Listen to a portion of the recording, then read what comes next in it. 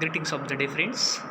Myself, Professor Rajendra Gore from CSMS's College of Polytechnic, Civil Department. So today we are going to discuss about the introductory part of theory of structure subjects. So this subject is for the diploma second year students, fourth semester. So theory of structure for the diploma students. Subject code for this particular subject is 22402 as per the MSBT high scheme syllabus. So let's go through the teaching scheme of MSBT syllabus. So these subjects contains total weightage of 100 marks, and this 100 marks is divided into the two sections, that is theory end semester exam and theory progressive assessment.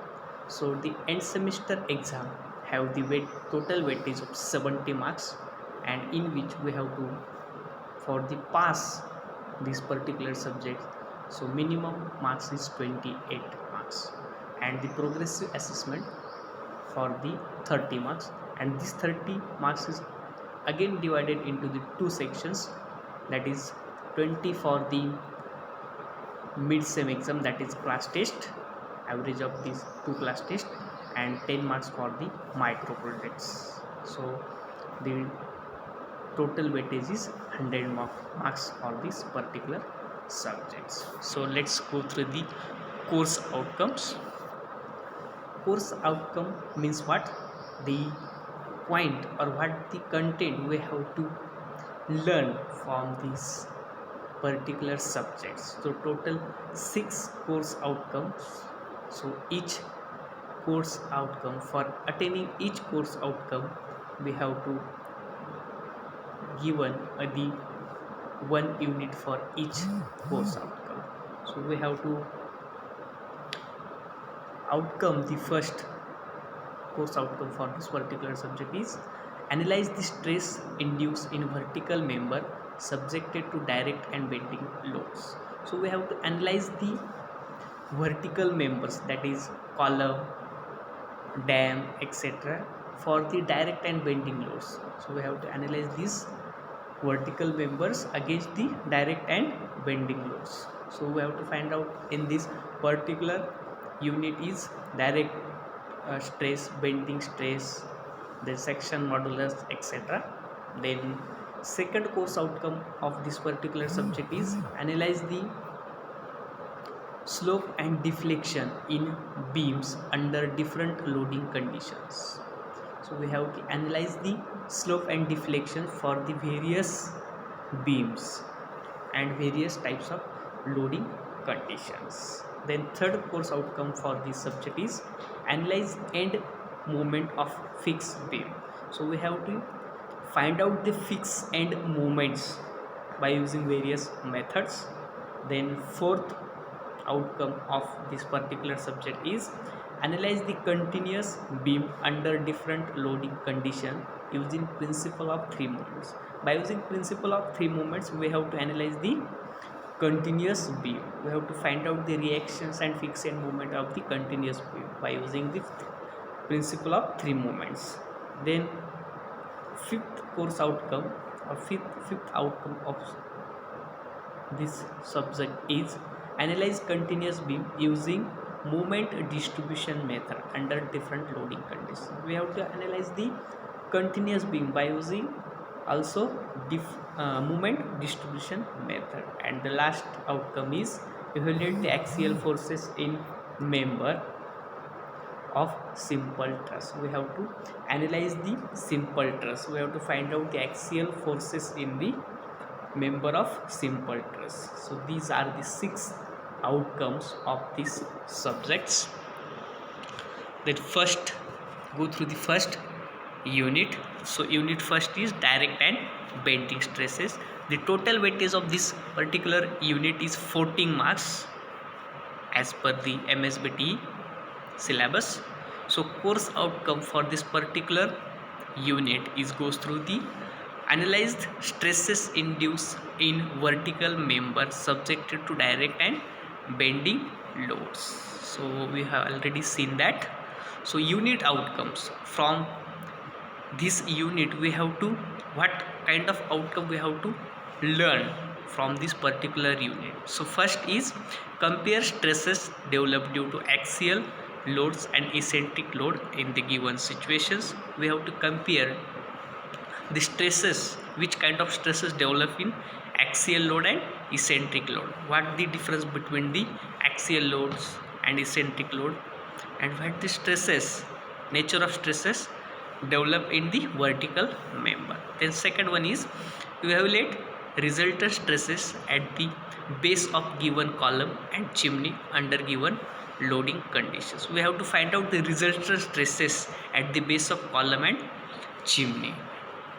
Then draw the stress strain diagram for the given column and draw stress distribution diagram for the given column and chimney for various loading conditions. So we have to find out the stresses at the base of the sections, and then we have to draw the stress distribution diagram for these resultant stresses.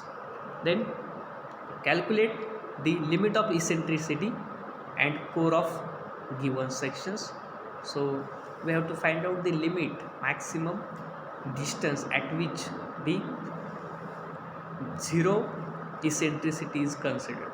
So we have to find out that limit also for the given sections.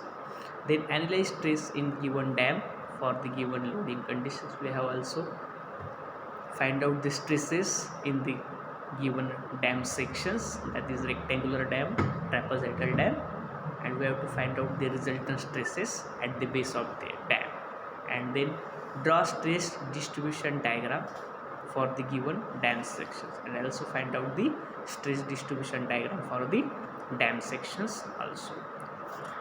Then second unit is slope and deflections. So this unit have the total weightage is 12 marks, and the course outcome goes through this particular unit is analyze the slope and deflection in beam under different loading conditions. So we have to find out the slope and deflection in beams under different loading conditions. So for the point load, what kind of slope and deflection is developed in the beams. Then for the UDL, uniformly varying load. So these cases we have to study in this particular unit. So first unit outcome of this particular chapter or unit is calculate the slope and deflection for the cantilever beam under given loading conditions by double integrations method. We have to find out the slope and deflections for cantilever beam by using double integration method.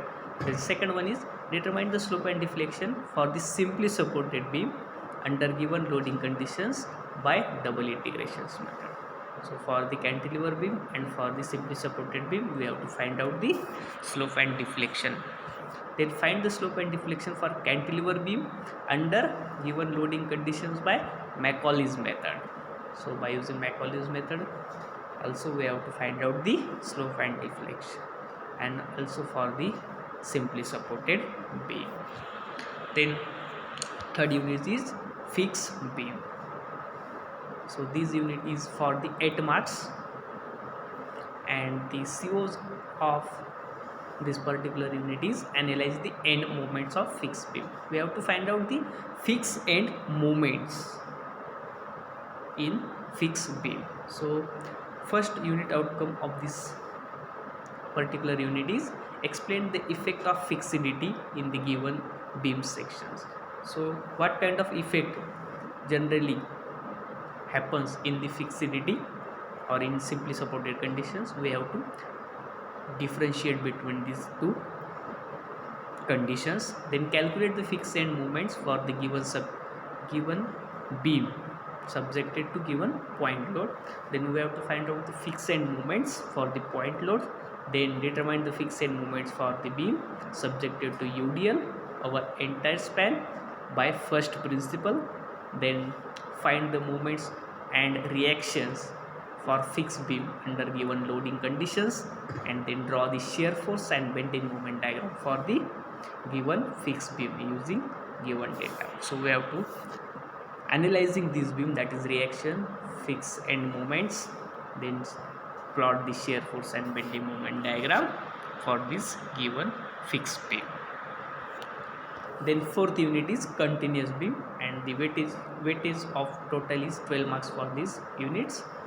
And course outcome of this unit is analyze the continuous beam under different loading conditions using the principle of three movements. So we have to find out the or analyze the continuous beam by using principle of three movements.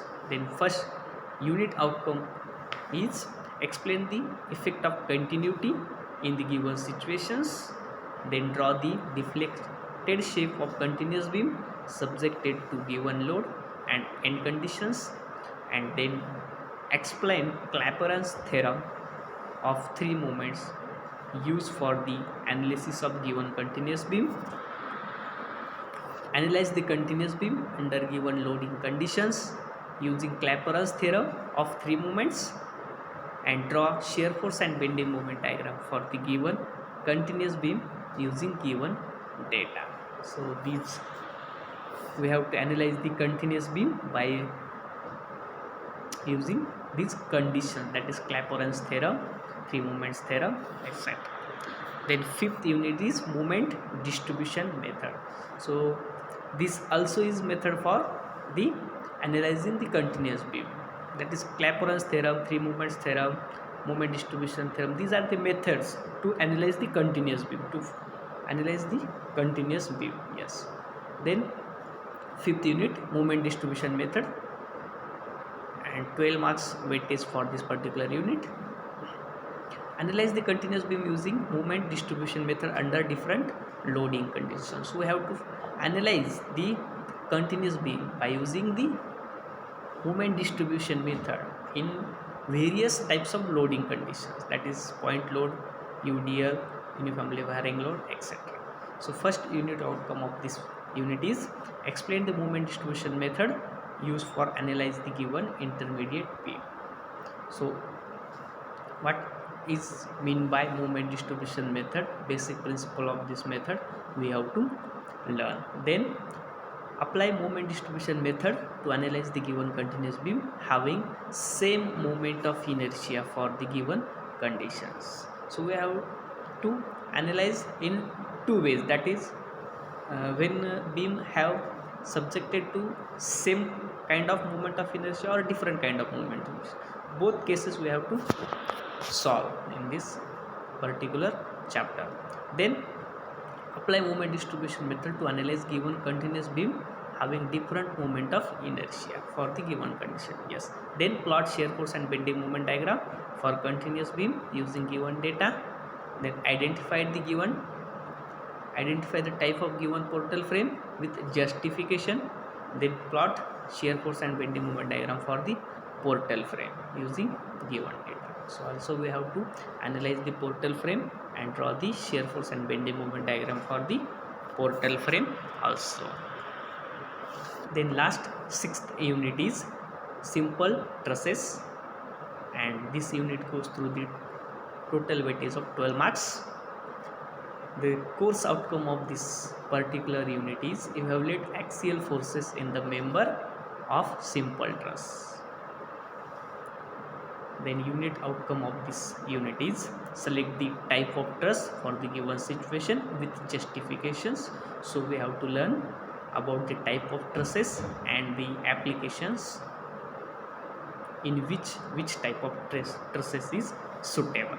Then calculate the support reactions for given simple truss using analytical methods. So we have to analyze the simple truss by using analytical method.